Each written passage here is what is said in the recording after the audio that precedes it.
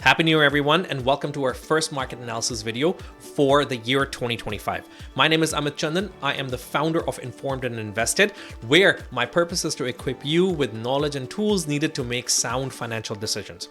And if you haven't already done so, please sign up to my first course called Essentials for the Informed Investor that teaches you investment fundamentals that most investors do not have. In fact, most of the concept that I use to analyze the markets today has its fundamentals in this course. Once you go through that course, you'll be able to better understand what I'm going to discuss, which is how 2024 went and what we may expect in 2025 based on the information that we currently have. You'll also be able to understand how inflation rate, GDP, interest rates all impact businesses that ultimately impact markets. The link is www.informedandinvested.com, which you'll also find in the description of this video. So how did 2024 do? Well, 2024 had phenomenal performance in the stock market. The NASDAQ ended up with 28.37%, S&P 500 24%, Russell 2000 13.83%, Dow Jones Industrial 13.66%, and then two ETFs that represent the related markets are XLRE, which represents real estate, and that was up by 3.04%. But energy, represented by XLE, was down by 0.53%. Here is a slide that shows the performance of different sectors, so namely technology, communication services, financial, consumer cyclical, etc. All of them performed well, other than basic material and healthcare, which were in the negative territory.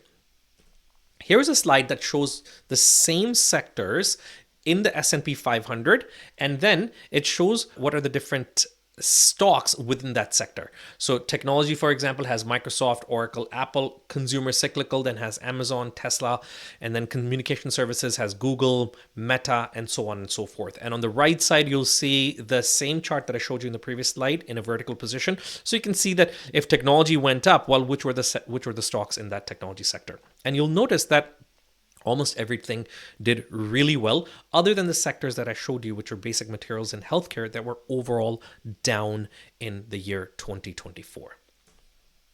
Here's a 5-year performance of the S&P 500 along with other indices that I usually look at. So NASDAQ, S&P 500, Dow Jones Industrials, etc. You'll notice that NASDAQ over the past 5 years, where we already went through the COVID and the recent turmoil of the inflation, NASDAQ still ended up giving 136% return, S&P 500 80% return, Dow Jones 47, energy 41, Russell 2033, and the real estate sector through XLRE ETF at 6.41%. So overall, the markets have done really well, even though there were many turbulent times.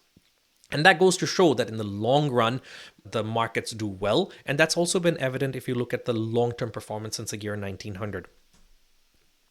So what started happening a couple of years ago? Remember in late 2020, the inflation started to go up. And it continued going up till June, July of 2022. And a few months before that, the Feds decided they wanted to do something. So they started to increase the interest rate. And they grew that at such a rapid pace that it did actually start to bring the inflation down. And overall, right now, the inflation has come down to close to 2%, which is their target range. But if you look at the annualized inflation in the year 2024, you'll notice that in September, the inflation dipped to 2.4%, but then it started to go up. It's currently sitting at 2.7%, which is still obviously much lower than the 9% that we had in June, July of 2022, but it's a little far away from the target rate of the inflation that the Feds are looking for, which is 2%. So we'll discuss a bit more about that in a bit. So remember I had mentioned that the Feds had increased their interest rate at their fastest rate in history. And what this is supposed to do is bring the inflation down, which absolutely happened. So after the inflation started to go down, the Feds had to remove the brakes that they had put on by increasing the interest rate. So they decided that they're going to start reducing interest rate. So they started doing that in September last year. Now, typically when the interest rates by the Feds is lowered, the yield, the short-term and long-term bond yield is also supposed to behave in the same way. So on the right side, I have a chart that gives two lines. The blue line represents the 10-year US Treasury bond, and the orange line represents the 1-year Treasury US bond. They're both basically supposed to behave the same way. But this year, what happened was when the Fed started lowering the interest rates, the long-term yield actually went up, which is in sync with the mortgage rates. So mortgage rates also went up. Now, why do we think that may have happened? This is typically counterintuitive because, like I said, they're supposed to behave the same way. Well, the reason why this may have happened is because investors thought that there was going to be some kind of long-term risk, like increased inflation, either through strengthening of the economy or through policy shifts. And in this case, investors will demand higher yield on the long-term bond to compensate for those risks.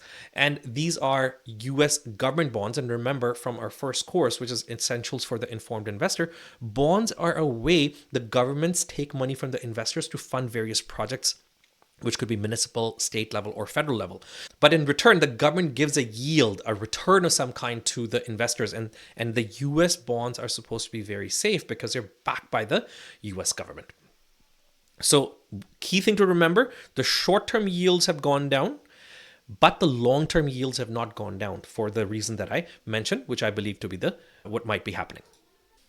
So what I've shown you is what happened in 2024, but I'm sure you're more interested in understanding, well, what may happen in 2025. So what is my outlook? Before I get into that, let me caution you that I don't have a crystal ball, and as a matter of fact, nobody has a crystal ball. Who knows, there may be a new war in the horizon, or there just be a new a pandemic of some kind. For example, nobody knew that Russia was going to attack Ukraine, or there were going to be conflicts in the Middle East. But what we can look at are various economic indicators and assessments of well-known analysts, along with some probability and statistics to estimate what may be in store for us in the future in the year 2025. So let's start with the US economy. So according to Goldman Sachs, the US economy is expected to grow by about 2.5% in 2025. Now that's a bit slower than the robust growth that we have seen in the recent years, but it's a healthy and more sustainable pace. This growth is driven by a strong job market and solid consumer spending, which remain key pillars of the economy. But with inflation trending down, the focus is shifting towards balancing growth and stability. If we shift our focus to Europe, the story is a bit different. Growth is forecasted at 0.8%, reflecting changes like slower trade, inflation pressures, and internal disparities between countries. And the ongoing trade uncertainties in the region also are going to make it difficult for businesses to plan, which slows down investments and hiring. And lastly, China's growth is expected to be around 4.2%. Now, this may seem significant, but it's a pretty big slowdown compared to how China has been growing from, let's say, 1978 to 2020, and where the growth was around 9.5%. And the contributing reasons are domestic challenges like the property market issue, reduction in global demand for Chinese exports, and the trade war that's potentially going to happen between US and China. In the US, inflation has been trending downwards, as I mentioned, but over the last little while, it has started to grow. So for example, in September, it was 2.4%, then went to 2.6%, and in November, it was at 2.7%. In 2025, the forecast, according to various analysts, is that the inflation is supposed to settle around 2.5 to 3%. So ultimately, this reflects a stable consumer demand and improved supply conditions. But increased tariffs and the stress on the labor force can start to increase inflation. And if that happens, then Feds may not lower interest rates. And in fact, they can actually start to increase interest rates. So for example, I have a chart here that I had produced, which basically shows a typical cycle. So what happens if the inflation rate increases? Well, prices go up and the Feds start to raise interest rates. So again, in this case, if inflation rate goes up, then instead of Feds reducing their overnight interest rate, they may start to raise it, which is going to then start impacting everything else. If the inflation does not increase and it continues to go down, then the Feds have a potential of not raising interest rates, but they will carry on reducing the interest rates. So we're going to wait and see and watch what happens. US has had 2 strong years of back-to-back bullish performance in its stock market. So in 2023, it grew by 26%, and in 2024, it grew by 24%. So is that what's expected to happen? Remember, the long-term average growth rate of the S&P 500 has been 9 to 10%. So are we going to see the same kind of growth next year? Well, ultimately, as you know, nobody knows the exact performance, and because the performance of the stock market is dependent on many variables. But we can look at some estimates and how things happened in the past. First of all, what constitutes to a growth in the stock price? The answer is revenue. So is the business revenue expected to grow or shrink? How would you figure that out? Here are some ideas. Number one, is the political environment conducive for growth? And my answer is yes, because Trump is pro-business. If he increases tariffs, that will increase reliance on US businesses, which will increase their revenue. The second is the financial market conducive to growth? I think so. Feds are predicting rate cuts, right? If the inflation carries on the same way or continues to go down. And if they do that, then that will make debt available to companies that rely on debt, and which will increase their spending, and then they will start to recruit more people. It is possible, however, that if the inflation increases, then the rate cuts may halt or they get delayed after a slight hike. But interest rates, I believe, in the long run are going to continue going down. I don't think they're going to go to that 0% pre-COVID, but they'll go down. The other factor is, are the businesses currently underpriced or overpriced? To see that, we have to look at what's called the price to earnings ratio of the S&P 500. So the S&P 500's PE ratio, or the price to earning ratio, is like a comparison tool that tells us how much the market is willing to pay for each dollar of company's earnings. It's calculated by dividing the current market price of the S&P 500 by the total earning per share of its companies over the past 10 years. And this ratio helps us figure out if the market is overvaluing or undervaluing a company's stock compared to its earnings. A higher PE ratio means that the market is willing to pay more for each dollar of the earnings of the stock, which could mean that the investors think that the stock of that company is supposed to grow in the future. On the other hand, a lower PE suggests that the market is not interested in paying as much for each dollar of earning, which could basically mean that the company's growth prospects are not that strong. As of January 2022, the S&P 500's PE ratio was at 29.37. This is according to Guru Focus. The median value is around 17.93, and the typical range is between 20.6 and 28.64. Over the past year, the S&P 500's PE ratio has grown by 19.1%. So when you look at the PE, you can say that the S&P 500 is currently overpriced, right? Sitting right here. But is that really the case? Folks, as you know, Magnificent Seven, which is Apple, Microsoft, Amazon, Alphabet, Meta, Nvidia, Tesla, their market cap was sitting at $16.4 trillion, and it constituted to approximately 35.5% of all of S&P 500's market cap. And as of late 2023, these companies had an average PE ratio of 50, which is almost double that of S&P 500's PE. This means that if you ignore the Magnificent Seven, then the PE ratio of the rest of the 493 companies should come in the typical range of the PE ratio of the S&P 500, which would basically mean that S&P 500's remaining companies are not necessarily expensive. That should give opportunities to invest in those companies in the S&P 500 or the index directly. Analysts anticipate that S&P 500 will witness double-digit earnings in 2025. So the projected year-on-year growth for the S&P 500 in the year 2025 is 14.8%, which will surpass the previous 10 years average of 8%. Also, analysts are anticipating a substantial improvement in earnings growth rate of the companies outside of the Magnificent Seven. So, for example, Magnificent Seven is expected to grow by 21.3%, whereas the remaining 493 companies are expected to grow at 13%, which is very strong because the same companies in the last year had an expected growth rate of 4% by the same analysts. So if the expectation was 4% and the market did so well. This year, the expectation is 13%. So these are all positive signs. Here is a projected year-on-year growth rate of the S&P 500 in their 11 sectors in the year 2025. All 11 sectors are projected to report a year-over-year earning growth in the year 2025. 6 of these sectors are even expected to have a double-digit growth. So, for example, information technology, healthcare, industrials, materials, communication services, they're all supposed to do well, including consumer discretionary.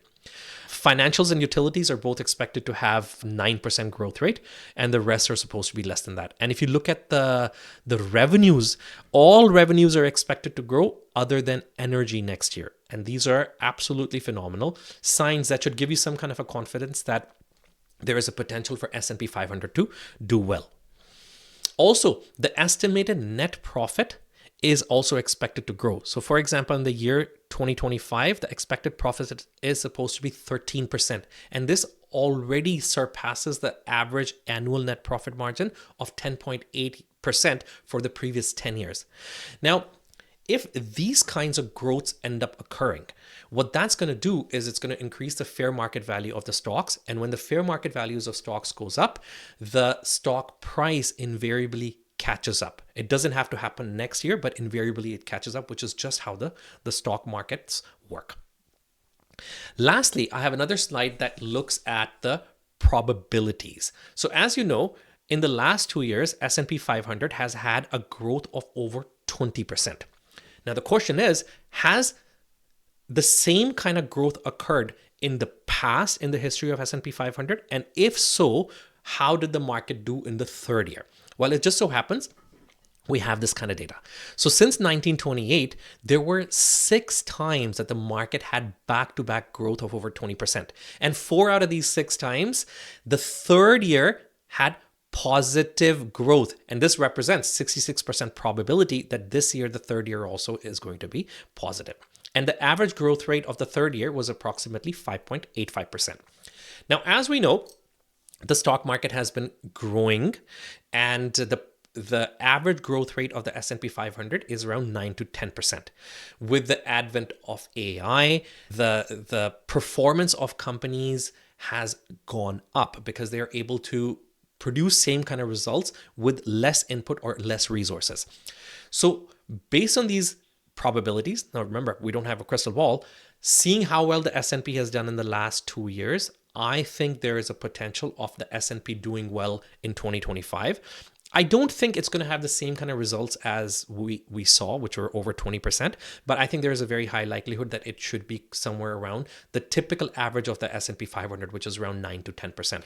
Unless there's some kind of a big shock in the market, like a new pandemic or a new war or some major policy shifts that start impacting how the businesses operate. Now, ultimately, as investors, our goal is to keep a long-term vision by diversifying our assets, taking advantage of dollar cost averaging, and enhancing your knowledge of investments. Remember, education before execution is the key to success. So join my course, which I have made free for everyone as a gift. And this year, I plan to host many webinars and learning opportunities for you so that we can make 2025 the year when we can say that we turned our finances around. So folks, go to www.informedandinvested.com and click on sign up. And lastly, if you're watching this on YouTube, please click on the subscribe button and hit like. This is my first video on my new channel, and I hope to release many more. Ultimately, Happy New Year, everybody, and look forward to interacting with you this year.